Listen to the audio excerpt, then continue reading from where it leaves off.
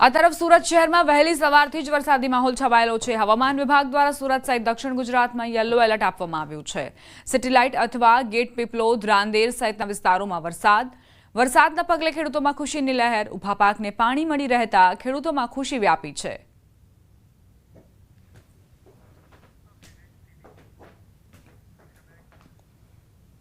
સાબરકાંઠાના ઈડરમાં સાબરમતી નદીના પાણી ઘૂસ્યા। ઈડરના સપ્તેશ્વર મહાદેવ મંદિર પરિસરમાં સાબરમતી નદીના પાણી ઘૂસ્યા। ધરોઈ જળાશયમાંથી 6 ગેટ ખોલી સાબરમતી નદીમાં પાણી છોડવામાં આવ્યું। શ્રાવણ માસના અંતિમ દિવસે ભક્તો દર્શનાર્થે પહોંચ્યા હતા। મંદિર પરિસરમાં પાણી ઘૂસતા મંદિર સાવચેતીના ભાગરૂપે બંધ કરાયું।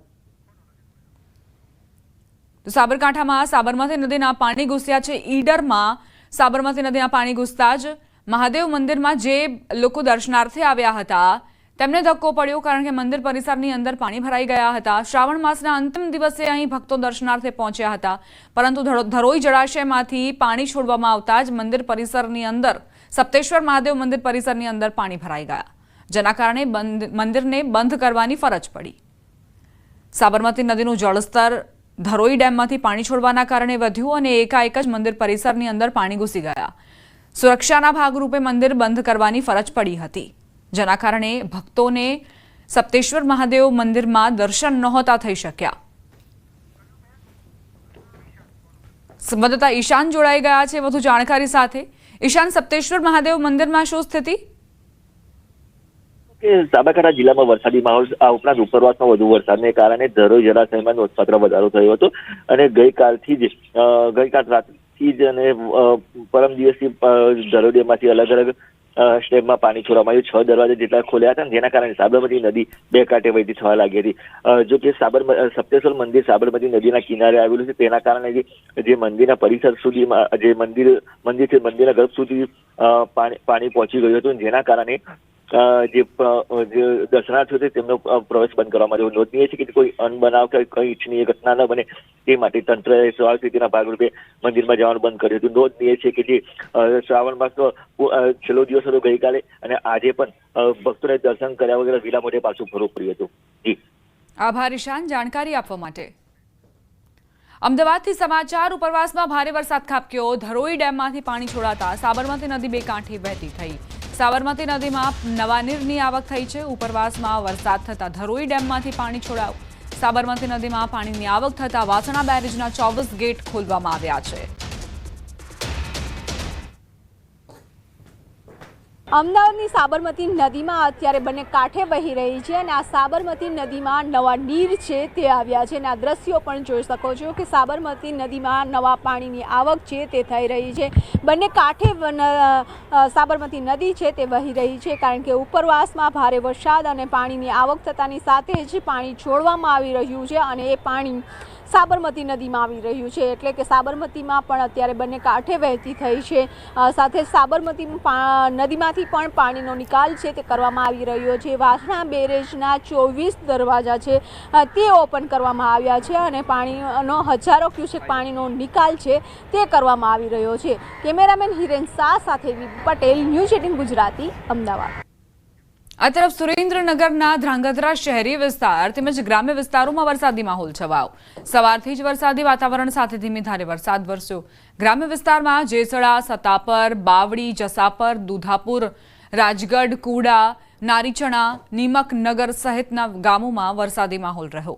ગ્રામ્ય વિસ્તારમાં વરસાદી માહોલ સર્જાતા ખેડૂતોના ચોમાસુ પાકને અનુકૂળ સમયે વરસાદ મળતા ખેડૂતોમાં આનંદની લાગણી વ્યાપી છે।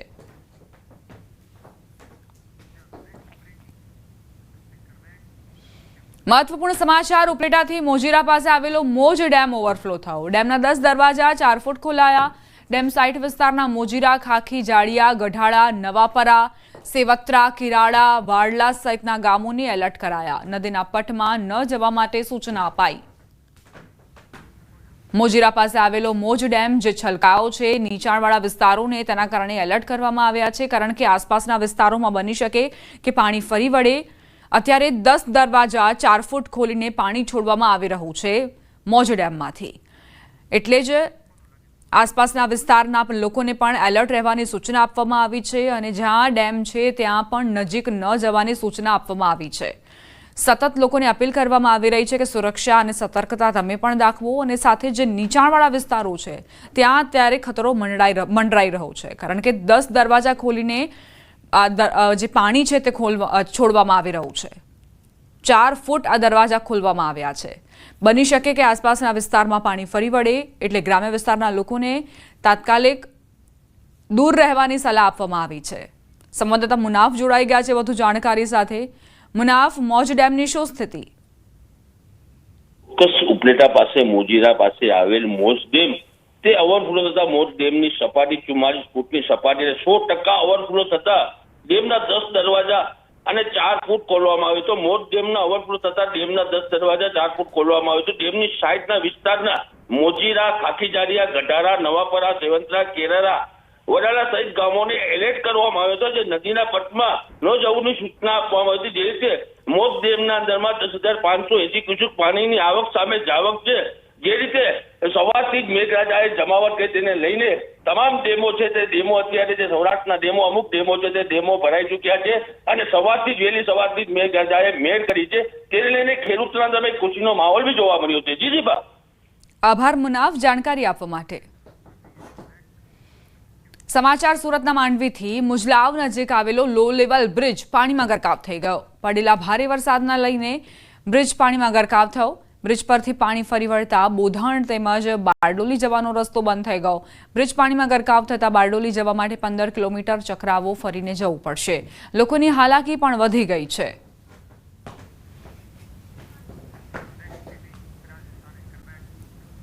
વાત હવે પાડોશી રાજ્ય રાજસ્થાનની, જ્યાં ભારે વરસાદ ખાબક્યો. બુંદી જિલ્લામાં 3 દિવસના વરસાદ પછી નદીઓ અને નાળાઓ છલકાઈ રહ્યા છે. બુંદીમાં પાણીના પૂર વચ્ચે ભયાનક દ્રશ્યો સામે આવ્યા. ભારે વરસાદના કારણે બરુંધન શહેર નજીક ઘાઘર પુલ પર પાણી વહી રહ્યું હતું. ઘાઘર પુલ પર પાણીનો ઝડપી પ્રવાહ, જેમાં બાઇક પસાર કરવાનું જોખમ એક વાહન ચાલકે લીધું. જોકે પાણીનો પ્રવાહ એટલો તેજ હતો કે તેણે પોતાનું સંતુલન ગુમાવ્યું અને બાઇક સાથે પડી ગયો. ત્યાં હાજર લોકોએ બાઇક સવાર અને બાઇકને બચાવવાનો પ્રયાસ કર્યો, પરંતુ ત્યાં હાજર લોકો બાઇક સવારને બચાવવામાં સફળ રહ્યા, પરંતુ પાણીના ઝડપી પ્રવાહની ગતિથી બાઇકને ન રોકી શક્યા. રાજસ્થાનના ટોંકના પીપલુમાં વરસાદના કારણે નદીઓ અને નાળા છલકાઈ રહ્યા છે. આવી સ્થિતિમાં લોકોની જીવલેણ બેદરકારી પણ સામે આવી રહી છે. ગાટાથી કુરેડી જતા રસ્તામાં બાઇક સાથે તણાતા યુવકનો વિડીયો સામે આવ્યો. આ બાઇક સવારે વહી જતા પહેલા નહેરના કિનારે ઉભેલા લોકોને રોકવાનો પ્રયાસ કર્યો.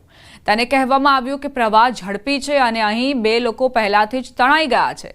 આમ છતાં યુવકે કઈ જ વાત ન સાંભળી અને પોતાની બાઇક પર નહેર પાર કરવાનો પ્રયાસ કર્યો. થોડા ડગલા ચાલ્યા પછી યુવક તેની બાઇક સાથે તણાઈ ગયો.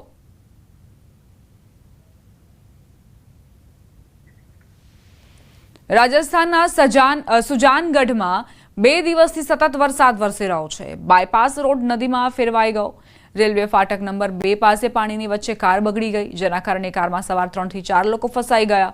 ફસાયેલા લોકોને ક્રેનની મદદથી બહાર કાઢવામાં આવ્યા, જેના કારણે કારમાં સવાર લોકોના જીવ બચી ગયા.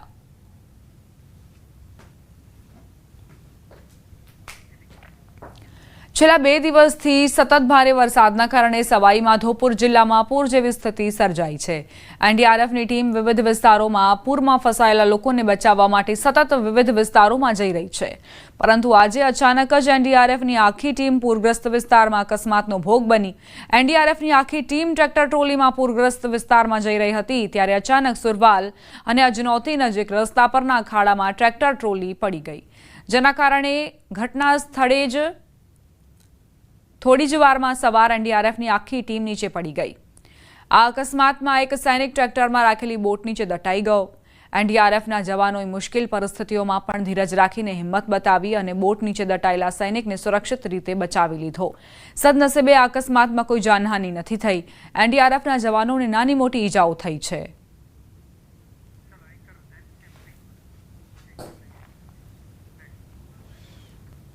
વાત હવે મધ્યપ્રદેશના ખરગોન જિલ્લાની બરવામાં ગંગોર ઘાટ પદલી નદીમાં પાણીના પ્રવાહમાં શાળાના બાળકોથી ભરેલા ટેમ્પોનું વ્હીલ પુલ પરથી સરકી ગયું.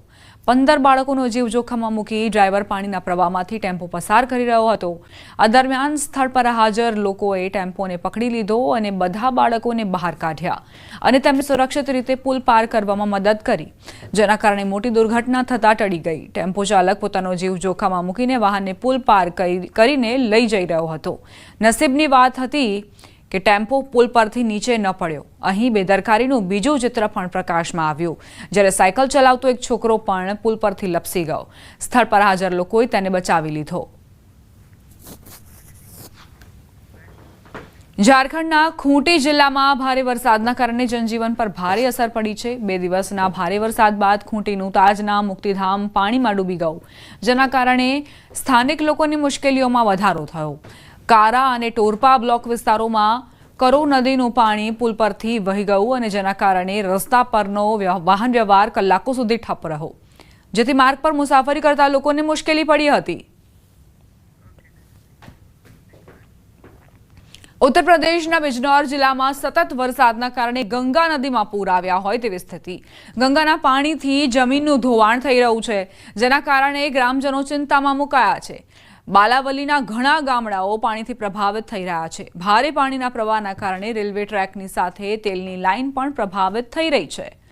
આ ઘટના બિજનૌરના મંડાવર પોલીસ સ્ટેશન વિસ્તારના બાલાવલીની છે। ધોવાણના કારણે વૃક્ષો પણ પ્રભાવિત થઈ રહ્યા છે। માર્ગમાં આવતા વિશાળ વૃક્ષો પણ મોજામાં ધોવાઈ રહ્યા છે।